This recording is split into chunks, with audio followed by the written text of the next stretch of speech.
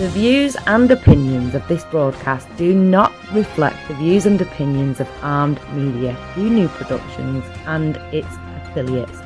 Enjoy the show. You are tuning in to Let's Talk Careers with Sara. I'm aired every Wednesday at 10 p.m. Eastern Time. In this show, I talk about career advancement, resume revamps, interview expectations, how to stand out from the crowd, how to brand yourself, and skills you need to become a CEO. All of this is on Armed Radio online show, Let's Talk Careers with Sara, exclusively on TuneIn Satellite and the Armed Radio Network. Hello and welcome to Let's Talk Careers with Sara. I'm here every Wednesday night at 10 p.m. Eastern Time. I bring you the experts and also expertise on how you can advance yourself in your career. If you have any questions, let me know on Facebook, Let's Talk Careers with Sara, and I will try to bring the best expert that can answer that question. Tonight's guest, we have Mariko Fujiroma. She works with successful entrepreneurs and coaches to help them create the change they're ultimately longing for, so that they reach higher levels of success in life and business with her support. Mariko taps into and brings forth one's infinite potential and teaches how you can and achieve anything you truly desire while following your purpose. She mentors others through the teachings of Bob Proctor, whom is well known through the movie of The Secret and one of the most influential human potential coaches in the world. Mariko is the 5th-time Inner Circle member as well as silver pin holder, and she is one of the top consultants for Bob Proctor. Mariko, thank you so much for being here. Oh, Sarah, thank you so much for having me on. I'm just so excited to be here. Thank you. So tell me about yourself. What led you to your career as a coach? Why did you choose coaching as your career? Yeah, absolutely. I think you really explained in the beginning of what I exactly do as in my coaching. But I'm a CEO and founder of Kiseki Institute and a consultant for Proctor Gallagher Institute, which is owned by Bob. And I'm one of, as you mentioned, I'm one of the top consultants for Bob worldwide. And the reason why, Sarah, that I chose my career is this. As a little kid, I really wanted to help people.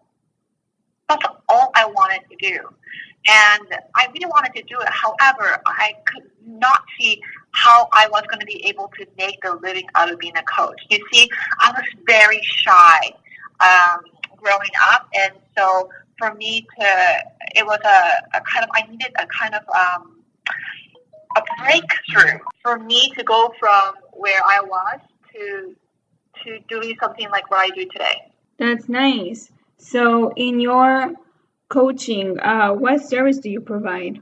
Absolutely. So what we provide, and again, as you mentioned, we help with entrepreneurs and individuals and catapult their results through group coaching, VIP private coaching. We also work with some, because we help entrepreneurs, we help with their team as well. And to really help them reprogram their subconscious mind, to really unlock their true potential. Because Sarah, we know, you and I know this, that in each and every one of us, we have infinite potential. Right. And our job is to bring that forth, bring that to life. Right. And I agree in that as well. And I also see that people don't realize that they have that potential, and and some are not aware that there are coaches out there that they can help them with the potential, and they don't know that there is such thing as coaching that can help them with that. I do agree. Absolutely. And what mistakes people are making in their career? And I love this question because I see so many times, and I'm sure you do too, that people make a lot of mistakes choosing their career, and they make mistakes choosing it because they go for completely wrong reasons. And what I mean by that is that instead of choosing from a place of our true interest or the love we have for what we want to do, we pick our career, for example, from a financial standpoint, or we take other people's opinion. Let's say from what, for example, what our parents want us to do, or siblings, or aunts and uncles, and we purely decide from the advice we receive from others. And when we do that, we really have made a mistake. Right, because parents see it in their perspective and in their generation, but they don't realize that when they are either coming out from a different country to a new country, it's different culture, different perspective of life. I agree totally. And can the listeners that are listening right now, can they transition into self-employment with their professional background? Absolutely. That is, most part that I see is how they build and transition from, professional background to self-employment. Because oftentimes they start out the career and they build their confidence, right? And they build their skill set. And then they learn to branch. They branch out on their own. But at the same time, I want to mention this: it doesn't have to be that way. You can also, like myself, I went from pastry chef. I used to be a pastry chef, and I went and I just took a leap of faith and I just jumped, and I was able to, have a very successful business the first year. Going from 30,000, earning that as a pastry chef, and then 6-figure plus in a coaching business within about 5 months. Wow. So it's not always that you need what you think you need. Am I clear? Is that we oftentimes think we need to build all these skill set and all that. Right. And yes, at times, but not always. Right. It depends also, I believe, in what they want to be a self-employed in. So that requires. So what do they need to have in order to make that transition? I love this question too. To make that transition, first you have to have absolute faith and courage. But most importantly, you got to really believe in you. And you got to take that chance to bet on yourself, right? And also at the same time, be able to do what it takes. Right, do what it takes.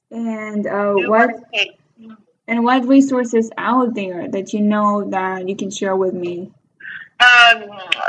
What do you mean by resources? So I have a booklet. For example, there are the resources that called Massive Success to 2020, and I can have that available for you, Sarah, so that you can share them with the audience. And this can really help them guide what they really want, and then catapult them to the next level. That's great. So that book is particularly, it's just will help them how they can make that transition. Yes, from really seeing where they're at and where would they like to go, and become very clear with their vision and to see the gap. So it's kind of the first step, right? And then it will really help them. Okay. And do you have a client who has reached out to you to help him or her with the transition to self-employment? Yes, absolutely. And this is a really good, one of my clients, her name is Birgit, and she lives in Germany. And I think she referred me to you.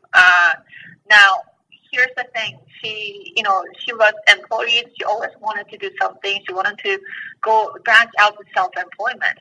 And because of the help that we offer, to really help them unlock her true potential, she's now able to live the life and she's so happy now. And she says she hasn't really felt so happy in such a long time. And that's a big thing, don't you think, Sarah? That's exactly what a person needs to find out what they can do. Yes, absolutely. And then there's go ahead. Can I share another client of mine? Sure. And very successful New York attorney. and already very successful from looking outside. But that's not really what she wanted to do from her. I mean, she enjoys being an attorney, but what she really enjoyed, she had a dream of writing her book, children's book. She always wanted to be children's author, and she never could see how. And I was talking to her the other day, and now she's doing it. She's got a publisher. She's got a huge name on her back endorsing her. It's just like she's catapulting, right? But her potential was already there. Right, right. She wanted it so badly, and finally she got it. Mm-hmm. And it's very interesting. Coach can help you do that, like you mentioned. And it's very interesting how a lawyer can actually write a children's book, not something related to her career. It's really interesting. And sorry to cut you off there, but I just want to add one more thing. The beautiful thing is that you can become successful in anything you do. Right. It doesn't matter perfection.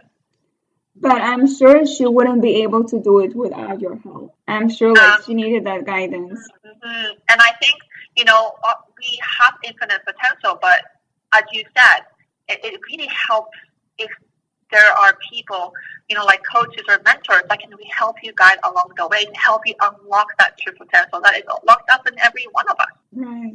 And so how much money can they make for working for themselves? Well, Sarah, as I mentioned, I went from 30,000 to 60 plus within 5 months. So my answer to this question is sky is the limit. Sky is the limit.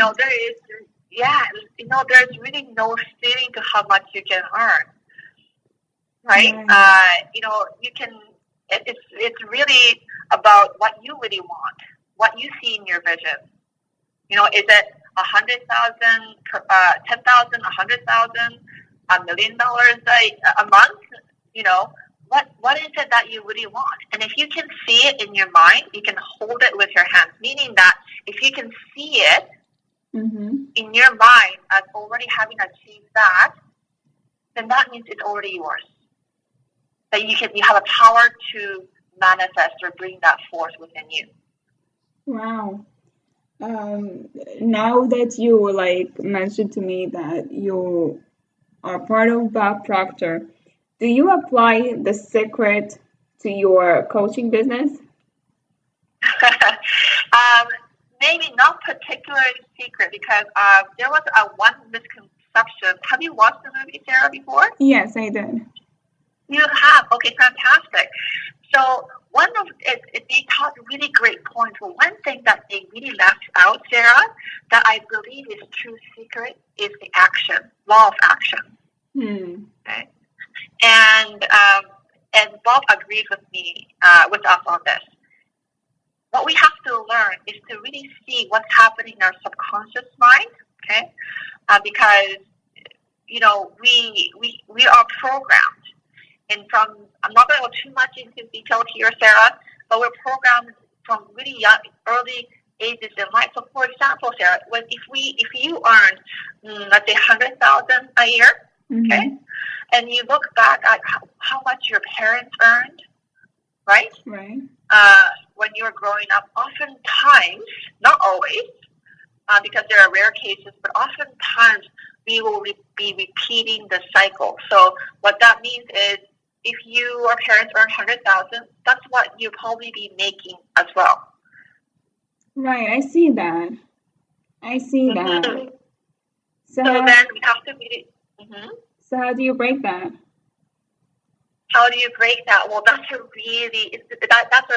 wonderful question. This is what we help people with. Everything resides in the subconscious mind. Okay, and as I mentioned, our subconscious mind is programmed the first 7 years of life mainly, okay? And our results, current results that you see in your life, is a direct reflection of what's going on in your subconscious mind. Meaning that, also 96 to 98% of all your results are controlled by subconscious mind. Isn't that incredible, Sarah? Right, it is incredible. So we have to really look at what's really going on in your programming deep down if you want this massive quantum change. Mm-hmm. Okay, it does make sense. Now, now this is a new year, and Yes. we're also pumped up to get our goals to New Year resolutions. Now, Yes. what should we all do to stay motivated? You know, that's a good question, but I'm not sure if I like the word, to be honest with you, motivation. Mm-hmm. Because oftentimes, you know, we all experience, like we go to, you know, we get so pumped up in the beginning of the year, Mm-hmm. and we get inspired, and we set, for example, this is not related to career, but for example, we set a goal of shedding some pounds. Mm-hmm. And we sign up to the gym, and we go to the gym, and first month you're excited, you go in there every day, but what happens next month, Sarah? Let's say like no motivation, like tired, excuses. Right. Yeah. Right. So don't we go back to where we were before? Right. Right. It's like the cycle. You even can, yeah, and you can probably relate with this, right? Yourself. Right. So what do you do? So, how do you stay inspired? Yeah. Right. So what I would do is, you know, come up with a couple habits. Just think about it. Just a couple habits that you would like to change. And if you know when you change it, that it's going to really catapult you to the next level. So I will give you an example. Let's look at procrastination. Okay, if you have a tendency to procrastinate, if you just worked on the habit of ways to come up with ways to combat procrastination, you know that you're going to really help with the bottom line, right? You know for sure that you're going to help you with the results. Right. Procrastination is a big one. Mm-hmm. So instead of focusing on, I will need to get motivated, right? Because motivation fades, and you know, people listening to this might be going to seminars, right? Have gone to seminars, and they're so inspired, so pumped up, but oftentimes that fades. So we have to really look at the habits and tell yourself, I'm going to be disciplined enough to follow through with these habits. And we all know that with creating new habits, you want to continue it for 21 days. And see, after 21 days, it's kind of become automatic for you. Wow. Within a month. Even less than a month. Yeah. Mm-hmm. Wow. And if you divert from that, that's okay. Next day, make a committed decision when you wake up. Today, it's a new day, and I'm going to commit to these habits.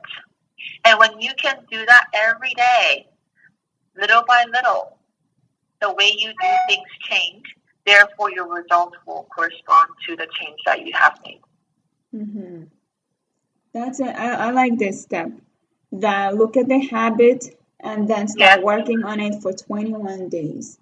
Yes. That's really fantastic. That's a good advice. Thank you. Welcome.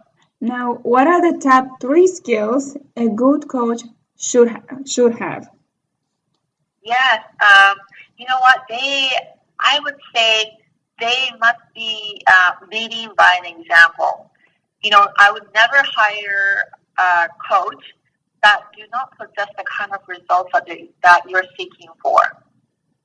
Number 2 is they must love helping and serving, and being able to hold the vision. Even if you believe that yourself can't, they're able to hold the vision, already having you achieve all that you desire, and really believing in you. Okay, so, and then the third one, you know, the great coaches are truly great listeners.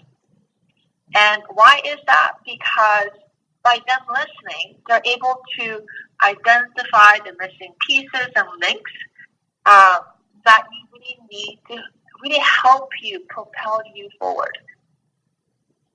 So they have to be good listeners. Yes, absolutely. And they have to be compassionate. Absolutely, yes. And the third one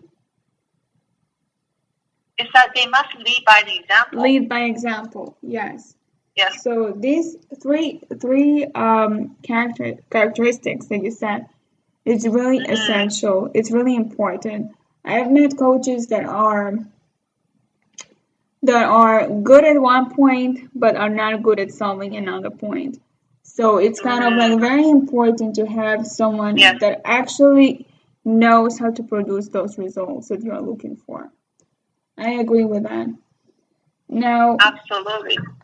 While the listeners may be thinking about going through that transition, let's say from wherever they are to self-employment, in the meantime, what can you suggest about creating a goal and reaching it? Like any tips and advice that you can implement at the moment while listening now? Yes, absolutely. You want to get, if you're thinking about transition, the first step first is for you to really get very clear with your vision of what you really, really want. Because if you don't know what you really, really want yet, then you have no roadmap. You need a very good roadmap before you make that transition.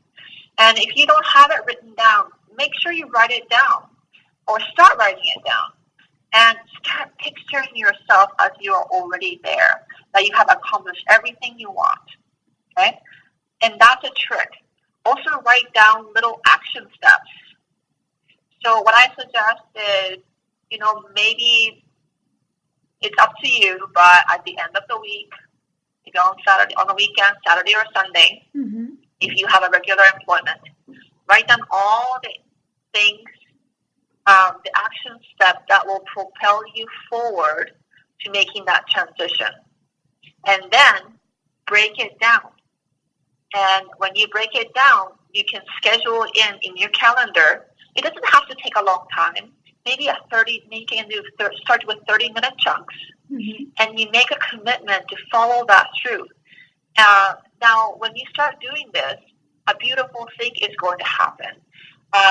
In that, you're going to start getting more inspired because you will know you're moving forward, and that's exciting. Right. So taking notes and goals is really important. It's very important. It's kind of like something to follow through. Like people forget what they need to do, but looking at the notes is really going to guide them to actually continue where they finished. Now, absolutely. Lots of people have fears and feel like giving up. Like, what methods have you used for overcoming your challenges? When I received this question, I thought, wow, I can still resonate with this because there were many times that I wanted to quit. But with this one, understanding and awareness is key. And accepting and knowing that there will be times where you are definitely wanting to quit. Because here's the thing, you've never done that before. So you are going to be facing some failures, yes? Right. And that's just part of the journey. So, I think the trick here is to tell yourself that it's just part of the journey and tell yourself to keep hopping forward. And quitting is never an option. Quitting is never an option. Never an option. They should keep moving no matter how challenging it is. Right. And Bob Proctor, my mentor, he says, get that word out of your vocabulary. Right? Now, if someone had a goal of becoming better in their career or advancing their career stage to get a promotion, how would you develop a strategy to reach that goal? See yourself as a person who are already performing the job you desire. I would write down the characteristic of the person that is already accomplishing the job easily and effortlessly. And what I'll do is I'll pick one or two characteristics of that person, and then ask yourself where you're at and start developing those characteristics that you don't possess yet. Right. So let's say the person wants to be a manager. So he should look up into a manager that is already that he is kind of like someone who is managing him. And he should just follow and see what characteristics that person has in order for him to develop those characteristics, and then hopefully that will help him to reach where he wants. Absolutely, it will for sure help. But make sure when you are looking for the characteristic, ask if the manager is someone that you really admire and respect. And maybe that manager can also mentor him to be where he wants to be. Now, describe a time when you help someone with a New Year resolution, like any motivation tactics you use for starting the day with a goal in mind. Yes, I'm always mentoring quite a few clients here, but visualization, the tool, is so powerful. And it's already seeing yourself having accomplished your goal. And if you never heard of this technique, you can easily Google and find what it is and how you can start to visualize. But we're visualizing, Sarah, on even right now on a daily basis, right? Because we think in images. And so even by visualizing already of what you really want to manifest or achieve, it's going to be such a powerful tool for you. So visualization. And what are the big challenges a person can face in his career? There will be obviously good and the bad times. The trick is to staying put and focusing on the ultimate vision that you're seeking. Okay. And and here's the thing: it's to see it as a journey, right? So there will be good and the bad, and there's always, if you live a life, there's always not just good times and bad times, right? As you, I'm sure, experienced, Sarah. But really being focused on staying put. Being focused on why you even decided to do this in the first place. Right. Why you made a decision to choose this particular career. It's so important. Right. The reason, the intention behind why you do what you do. Right. They should really take into consideration. I remember when I was young, I was applying for a job that is a manager, and I wanted the management position so badly that I accepted anything they offered me. Doesn't matter the shift, it doesn't matter the location, doesn't matter anything. I was in it for the money. And then I realized that the commute is 2 hours to go and 2 hours to come back. And I'm like to myself, what did I do? So that was very challenging for me. I felt like, okay, this is something not right. But I lasted for 9 months and I just decided to move on. But that was something that I never thought of. And I'm sure like a lot of people do. So when I was a director, I had hired people. And then they told me it takes me 2 hours to come from Bronx to Queens. And I would say, well, didn't you know that? Like, you came for an interview. How long did it take you? And a lot of people make decisions based on the salary, but they don't make a decision on the commute, what it takes for the shift. If it's morning, you have to be extra early, like 2 hours earlier. It's like it takes really something to think about. Absolutely, yes. Very important things to think about. Yes. So now, what are the characteristics of a successful employee in your organization? Yes, this is very important. with the past employees that I have, and I've personally been an employee as well, it's successful employee always have very actually great attitude. Even they work for me, they love what they do, and that comes through them.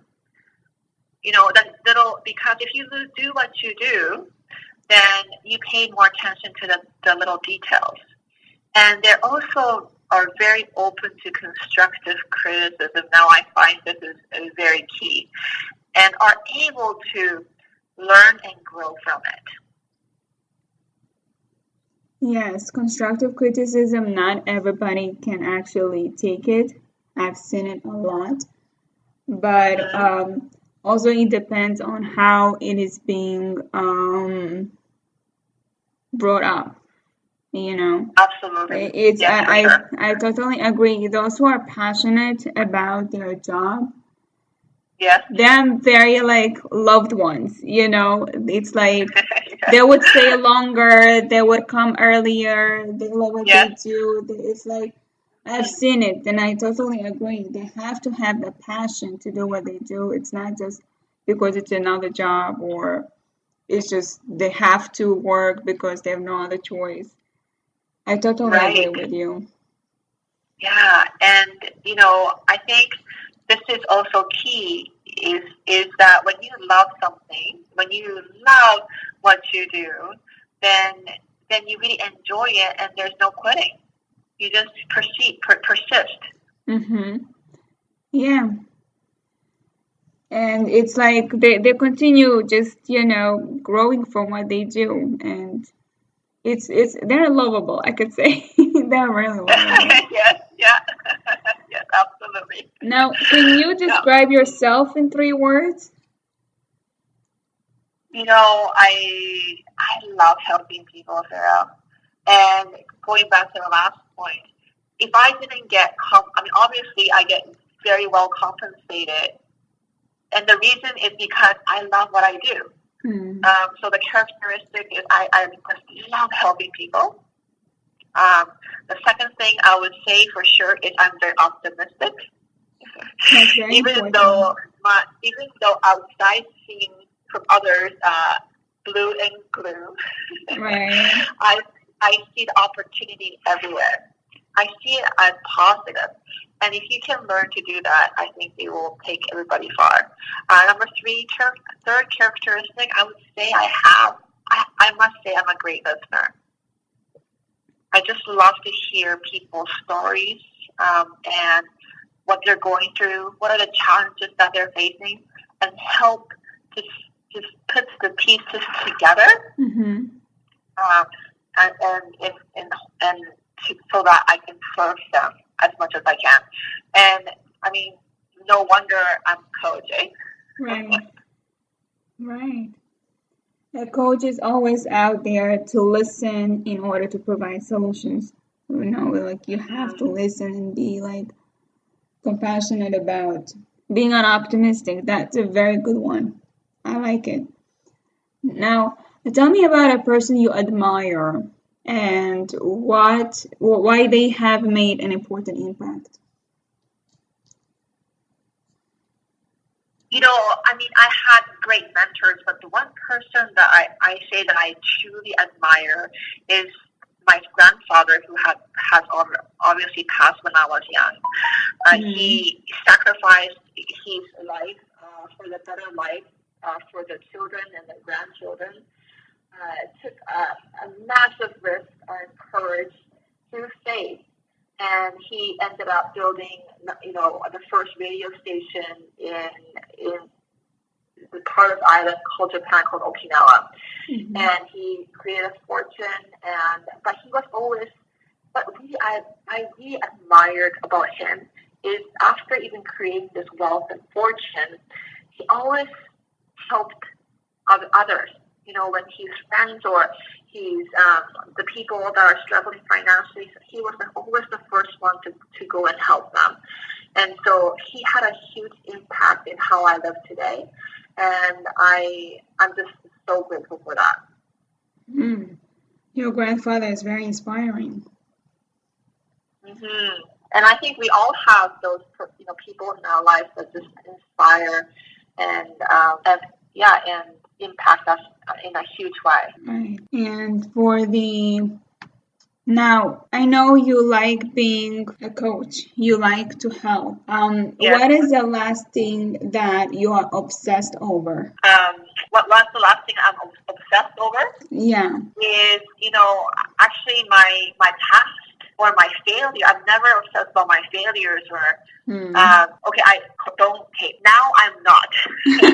Before, this is what I learned, okay? So I wouldn't say I was never obsessed over this before, but now I never obsessed about my current results, my past, my failures. I'm always focused on the goals and the visions that I'm working towards.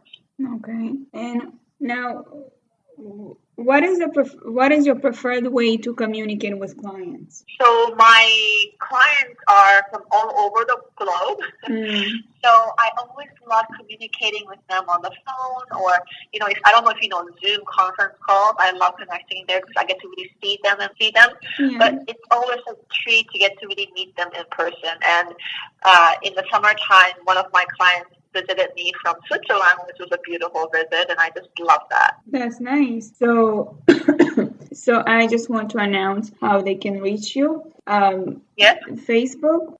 Absolutely. So, Mariko can be reached on facebook.com /KISEKIINSTITUTE. Sorry. Are you okay there? Mariko, how would you like people to reach you? Yes, so you can reach me at my email at mariko@kisekiinstitute.com, MARIKO @kiseki, KISEKI, institute.com. So Mariko can be reached in her email. That email is going to be written in the description of this episode. So you will be able to reach out to Mariko and she will answer your questions. If we had not answered your questions so far, you can reach her via email and she will respond to you. Fantastic. Now, Mariko, how have you helped individuals to stay grace under pressure? Only focus on what's at hand. So when you're under pressure and there are so many tasks and so many things on the list of the things that you need to complete, and when you start thinking about all of them, then what we tend to do is we go in a place of overwhelm. And that's the last place you want to be at. What you can do is, if you have a lot going on, just come up with a list, allocate how much time you want to spend on each one, schedule it in the calendar, and just focus. Learn to focus on one task at a time. One task. So it's like they have to do a checklist. That's right. of all their tasks they are planning to do on that day, and then focus one task at a time. Yes, absolutely. And if you can learn to do that, doesn't matter how many are on the list, you just learn how to focus on what's at hand. Your pressure that you're putting towards yourself will be lessened. I actually follow that also advice that you fantastic. And I usually write them all in my calendar. And I'm kind of like saying, okay, 9 o'clock I have to do this, 10 o'clock I have to do that. And it's kind of like, and also like the calendar gives notifications. And it's kind of like pops up and reminds me, okay, 9 o'clock you have to do this, 10 o'clock you have to do that. Yes. And it's kind of like very, very keeps everything organized. Yes. And if something I cannot do, like something like took me longer to do, I can always just reschedule it for a different day, Absolutely. And it's kind of like, it really works because once it's over, I see like all the tasks accomplished on that day. It's really, the pressure is really off. I totally agree.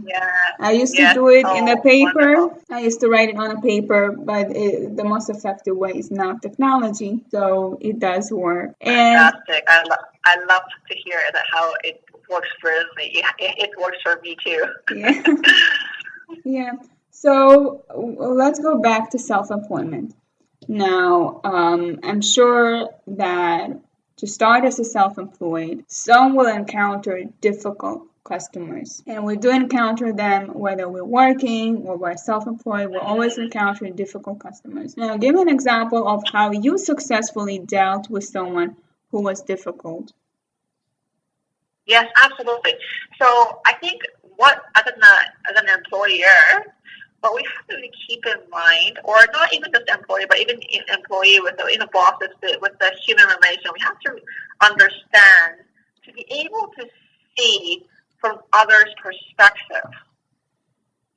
And when you can learn to see from others' perspective, here, we experience, and for example, they might be complaining about I'm just coming with an example. They might be complaining about the product, or, they're not, you get the gist of it. So they're unsatisfied. And you can easily take that and say, well, what do you mean? That you got it on time, right? So you can go but here's the thing, that's what their experience. So we have to learn to tap into their lens and to help them come from their place and understanding. And when they know that they're heard, that's when we can come together to solve conflict and come to a place of compromise. Right. So we have to understand where the customer is coming from, like what's their frustration. And then from there we can just solve it. That's true. And because we're customers ourselves. We buy from different places or get service to whatnot. Right. And so we know from the perspective of being customers how we want to be treated. And so treat those, customers, whether that's customers or anybody around you, treat the people how you want to be treated. And when you can do that, I would say there are not going to be many difficult customers. Right. Actually, they're going to be very happy, and then they're going to recommend others to come and shop from you. Right. Yeah. Now, what do you enjoy most about your job as a coach? I love this one. What I really love is to see and witnessing, huge transformation in my clients and, to really seeing them realizing their ultimate dream. And that is why I do what I do. And it's like nothing more rewarding for me than that. It's a psychic income you receive. You can't put price tag on it. Now, going into coaching, did anything about this career surprise you? At times, with any career, it can be challenging at times, right? When you run your business and all that, it can be challenging. But what really surprised me is how much I really love it. How much I really love helping others and serving others. And how much I've grown since even I started my own business.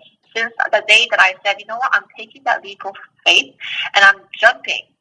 Hope, and at that time when I jumped, I was sort of in a hope stage where I hoped and wished that it's going to all work out, but that quickly transformed from hope and wish to, I can completely do this, right? So the belief that we talked about, how it's so important to have the belief within you, and how courageous that I can be, and the true infinite potential. While helping others, the true infinite potential that I found within me has truly surprised me. When you started this coaching, now what advice would you give to yourself, to your younger self, if before going into coaching? Yes, I would tell myself to just do it, and stop worrying so much about what others think. For those listeners that are listening here, might relate to this. It's like if I spend all this time in, education and all that, now I'm switching it. What are others going to say? What's family going to say? What's my mom and dad is going to say? What are my friends going to think? And so I will tell myself to stop worrying so much about others and just follow the passion. Just follow the passion. That's true. And to be a coach, what education and training is required? So, there's not specific education requirements that for you to call yourself a coach. But you can go through institutions like I have went through to get certified as a coach at Proctor Gallagher Institute. There's many different institutions out there that you can go through for you to qualify as a coach. But I'll say this, coach must live by an example. So what I mean by that is they have lived their life through experience that they can help them produce their clients' result exponentially. Okay. So it's all based on knowing how to produce results. So training is not required. There are a lot of coaches. I mean, here's the thing, Sarah. I highly recommend you go with coaches with the qualification. But for one to call themselves as a coach, there are a lot of coaches out there who have no certification. So certification is required? No, you don't need. So, for example, if you, let's say, you know Richard Branson, yes? Yes. And he made himself, he's the founder of Version, and he became, obviously he can call himself a coach. He coaches a lot of people. Does he have a coach certification? No. So you can obviously succeed in your own life and then coach people to do exactly what they've done. Right.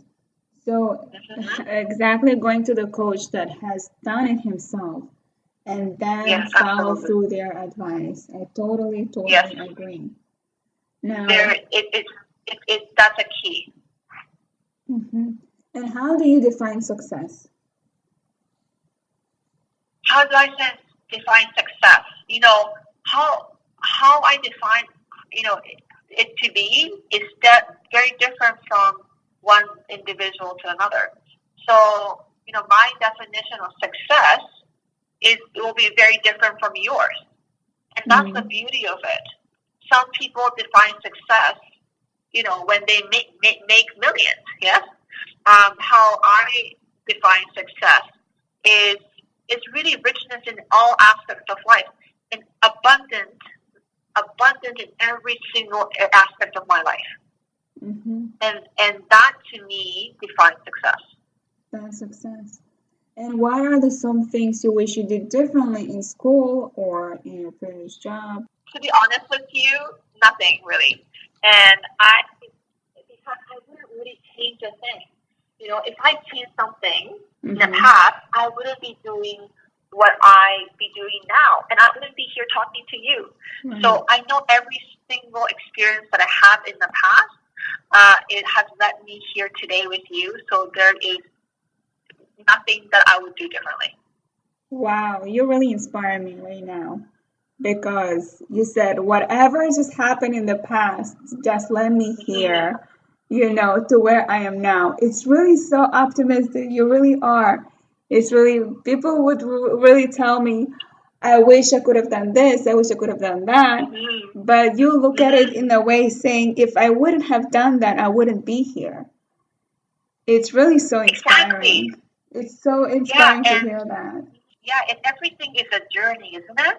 Right. It's part of the path. It's helping you, even the challenges that we see that we don't like, that we facing right now, actually there's always good in it. What that means is helping you to grow. And so everything is a process. It's really helping you to get to where you are. You're on your path. Now, how important is networking in any industry? Well, networking is extremely important because from my own experience, because, the people that you know can introduce you to the people that you want to get to meet. And that can get you, a foot in the door of the career that you're seeking. And it really, they can also be an amazing support for you, right? Mm-hmm. And so really learning how to network properly, I think is absolutely key. So what advice would you give to somebody who is introvert for going to a networking that they're not comfortable? I see it many times. People are just waiting for them to be approached, and what advice would you give? Yeah, so to be completely honest with you, I'm an introvert. Mm-hmm. If you met me about 3 years ago, if you told me that I'm going to be doing this, being interviewed, I would have said you're just crazy, right? Mm-hmm. So here is the trick: is that when you set a goal, I'm going to go back to a little bit to the goal, okay? Yeah. Stick with me here. When you set a goal and you really, really want it, it's your heart's desire, right? It's like, wow, I'm willing to do this. I'm willing to do whatever it takes. Remember that answer that I shared with you? Mm-hmm. Yes? Yeah. And so when you're willing to do whatever it takes because you really want it so much, like you wanted that particular management job, Sarah, that you applied for, then you're willing to go the extra mile. So for those who are shy and introvert, I just say, you know what, put yourself out there. Because the faster you can put yourself out there and start small. Like what I did was I looked up the breakfast, BNI. I'm sure there's BNI. Yeah, it's everywhere. Business networking, yes, Yeah. in New York, and here is one in Vancouver. I just looked them up. And then I found they had a breakfast meeting. And I was scared. I'm like, oh my gosh, what I'm going to say with these new people. But I still went. That was my first step. So what I suggest is make a decision to take yourself out of the comfort zone. Mm. Start with one. Look up for networking events. And then just go and socialize and see how you do. And then after that, book another one. That's nice. Just stick with one person and then move on to the next one. I think it's really kind of like taking small steps at a time, and then also by people just seeing you more often, they get to know you, and that's always a benefit. It's never a mistake to go to a networking event. Now, absolutely. Before we just wrap it up, is there anything that you do in everyday life that has helped you reach success in your work? Absolutely. There are things that I do every day, but one of the main things I do right away or in the morning, which has really contributed my success for my business, is that I study every day. And what I mean by study is I study personal growth every single morning. And what it does is really primes your mind to really, really be able to be ready to take on whatever that day lies ahead. And so I study every day to stretch myself, and that's one thing that I do every day.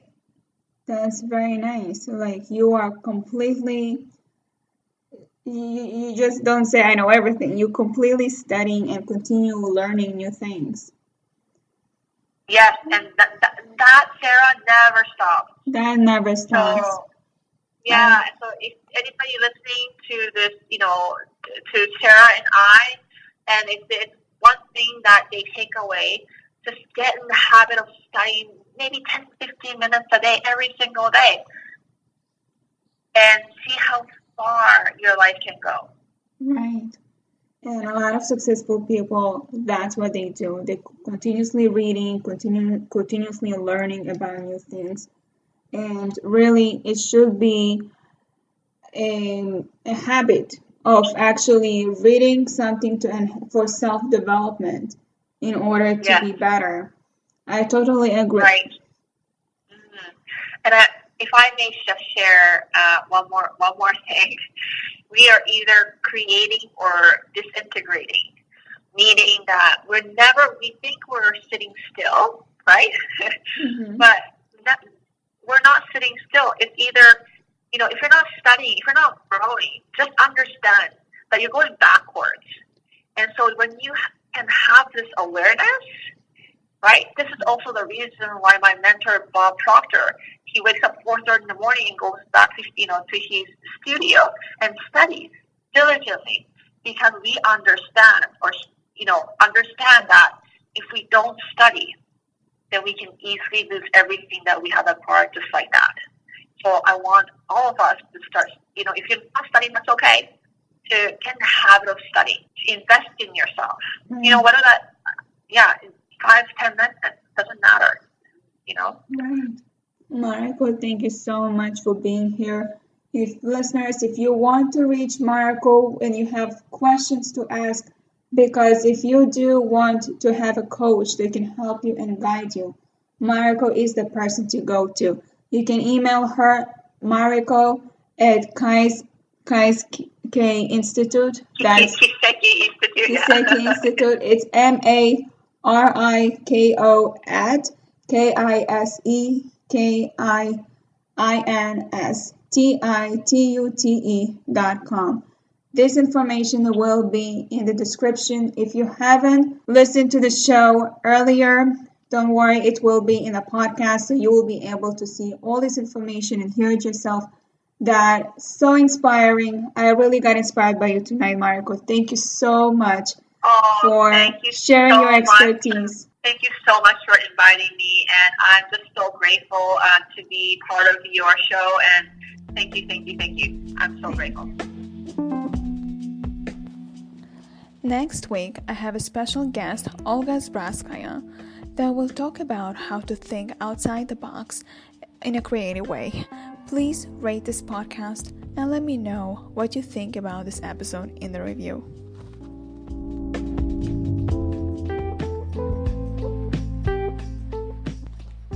Likes this show so far and would like to recommend topics in the future to be discussed on the next show episodes? Let me know on facebook.com, Let's Talk Careers with Sara. And please support this podcast with a small monthly donation of $5 a month to help sustain future episodes. Just find the support button and it will guide you through.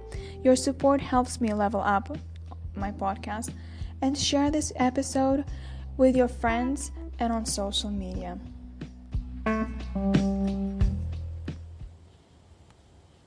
You are tuning in to Let's Talk Careers with Sara. I'm aired every Wednesday at 10 p.m. Eastern Time. In this show, I talk about career advancement, resume revamps, interview expectations, how to stand out from the crowd, how to brand yourself, and skills you need to become a CEO. All of this is on Armed Radio online show, Let's Talk Careers with Sara, exclusively on TuneIn Satellite and the Armed Radio Network.